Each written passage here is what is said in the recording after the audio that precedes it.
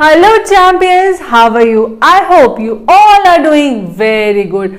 आज हम पढ़ने वाले हैं आपकी बुक फर्स्ट फ्लाइट की poem dust of snow written by Robert Frost. याद है ना रॉबर्ट फ्रॉस्ट? 9th में भी हमने उनकी एक पोम पढ़ी थी, द रोड नॉट टेकन। तो जो रॉबर्ट फ्रॉस्ट है वो एक अमेरिकन पोइट है और पोएट है रियलिटी के। वो सारी जितनी भी रियल लाइफ इंसिडेंट्स होते हैं उनको डिपिक्ट करते हैं अपने लिटरेचर के थ्रू। रियल लाइफ प्रॉब्लम्स होती हैं या जो भी रियल लाइफ में लोग सोचते हैं, उनका जितना भी लिटरेरी वर्क है वो सब रियलिस्टिक है। तो ये जो पोम है इसमें भी उन्होंने किसकी बात की है? इसमें उन्होंने बात की है बैड ओमन्स की। बैड ओमन यानी बुरी चीजें जिन्हें हम बुरा मानते हैं अपनी लाइफ में। लाइक कोई छींक दे तो मम्मी कहती है बाहर मत जाना, बिल्ली रास्ता काट जाए तो आगे मत बढ़ना, ठीक है? इस तरह की जो बातें होती हैं ये चीजें क्या बिल्ली को पता है? आप उसको बुरा समझते हो? बताओ। क्या कौवे को पता है कि जब भी वो आता है बेचारा तो सोचते हैं लोग कि ये डेथ का सिंबल है, ये ग्लूमीनेस का सिंबल है? क्या ऐसा पता है कौवे को? किसी को भी नहीं पता। लेकिन ये क्या है? सोसाइटी में फैले हुए र्यूमर्स हैं, ये सोसाइटी में स्प्रेड की हुई बातें हैं। तो यहीं पर इस पोम के थ्रू पोइट बताना चाह रहे हैं कि कभी कभी जिन चीजों को हम बैड ओमन मानते हैं ना, वो भी अच्छा काम कर देती हैं। ओके, तो चलिए अब हम देखते हैं इस पोम की लाइन बाय लाइन एक्सप्लेनेशन। तो यहां जो डस्ट ऑफ स्नो है, यहां डस्ट का मतलब आप धूल से मत समझिएगा, ये डस्ट का मतलब है fine particles of snow. Okay, तो स्टार्ट करते हैं। The way a crow shoot down on me the dust of snow from a hemlock tree. तो देखिए यहां पर बात हुई है किसकी? क्रो की और हैमलॉक ट्री की। तो जो क्रो है और हैमलॉक ट्री है, ये दोनों ही चीजें क्या मानी जाती है? बैड ओमन मानी जाती है, बुराई का सिंबल मानी जाती है, अपशगुन मानी जाती है। लेकिन इस पोम में पोइट ने इन दोनों चीजों को लिया है। क्या कभी आपने इस पोम के अलावा देखा है किसी पोइट को? पोइट क्या करते हैं? ब्यूटीफुल बर्ड्स के बारे में बात करते हैं, ब्यूटीफुल ट्रीज के बारे में बात करते हैं, अच्छी अच्छी चीजों के बारे में बात करते हैं। हमेशा पोएम्स ऐसी होती हैं। लेकिन रॉबर्ट फ्रॉस्ट जैसे कि रियलिस्टिक पोइट है, मैंने आपको पहले भी बताया था, तो वो बात कर रहे हैं रियल चीजों की। क्या कह रहे हैं poet? The way a crow, एक कौवा, shoot down on me the dust of snow from a hemlock tree.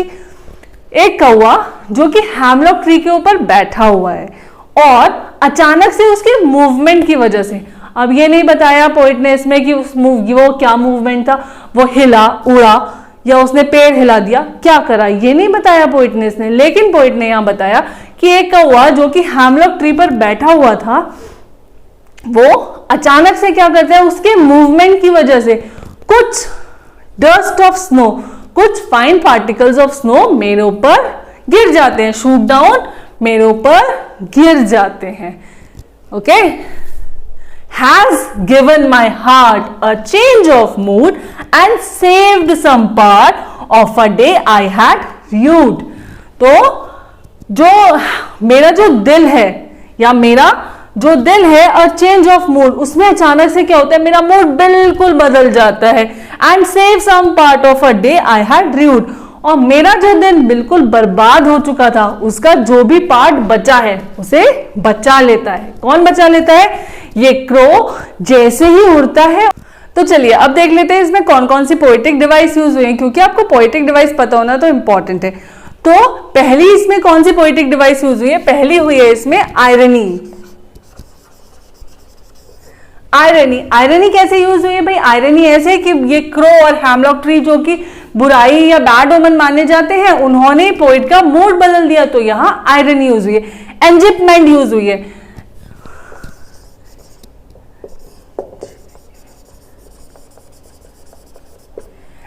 एंजिपमेंट use हुई है। एंजिपमेंट कैसे पता चलता है? एंजिपमेंट देखिए, आप यहां किसी भी लाइन में कोई भी पंक्चुएशन मार्क नहीं है। जब किन्हीं दो या दो से ज्यादा लाइनों में पंक्चुएशन मार्क नहीं होता तो हम वहां पर क्या मानते हैं? वहां हम मानते हैं एंजिपमेंट। ये पोएटिक डिवाइस है जब आप कंटिन्यू लाइनें लिखते हैं बिना किसके पंक्चुएशन मार्क के, तब वहां एंजिपमेंट आती है। नेक्स्ट है इसमें एलिट्रेशन। एलिट्रेशन, अब भाई एलिट्रेशन कैसे है? एलिट्रेशन आपको पता ही है, दो वर्ड्स सेम आगे पीछे हो, पास में हो, तो देखिए सेव सम, ये है एलिट्रेशन।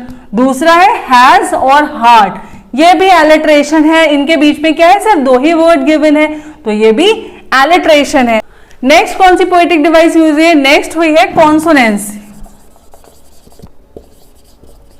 कॉन्सोनेंस, कॉन्सोनेंस कब यूज होता है, जब हमें डायरेक्ट कॉन्सोनेंट साउंड की आवाज आए, जैसे day I had read, day had read, एक ही साउंड आ रही है ना, तो वहां हमें यूज हुई है कॉन्सोनेंस। तो ये तो थी 4 पोएटिक डिवाइस जो इस पोम के अंदर यूज हुई है। अब आ जाइए देख लेते हैं इसकी राइमिंग स्कीम क्या है। राइमिंग स्कीम मैं आप लोगों को बता देती हूं, कैसे देखते हैं। क्रो स्नो, ए और ए, मी ट्री, सेम साउंड है ना, बी और बी, तो इस पैराग्राफ की क्या हुई, ए बी ए बी। अब नेक्स्ट पैराग्राफ की हार्ट और पार्ट, तो सी और सी, मूड और र्यूड, डी और डी, सी डी।